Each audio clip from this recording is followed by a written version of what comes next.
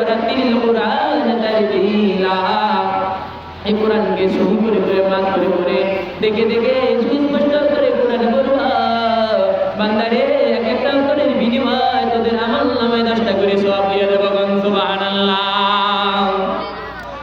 আমার ভাইয়েরা আজকে মাদ্রাসার মাহফিল, এই মাদ্রাসার মাহফিল আমার ভাইয়েরা কোরআন পড়ার কি লাভ? আমার ভাইয়েরা আম্মা জান আয়েশা সিদ্দিকা রাদিয়াল্লাহু তাআলা বলেন, ইয়া রাসূলুল্লাহ, ইয়া হাবিবাল্লাহ, ও নবী গো, কোরআন পড়লে কি লাভ হবে?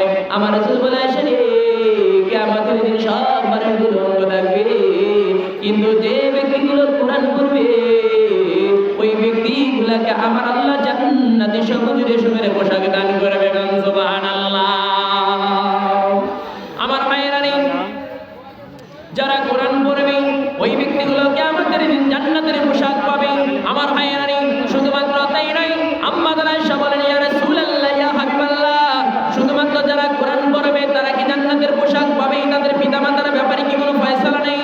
আল্লাহর নবী বলে, আসলে শুধুমাত্র তাই নয়, আমি রাসূল বলে দিলাম, যারা কোরআন কারীম পড়বে তাদেরকে আমার আল্লাহ জান্নাতের পোশাক দিবে।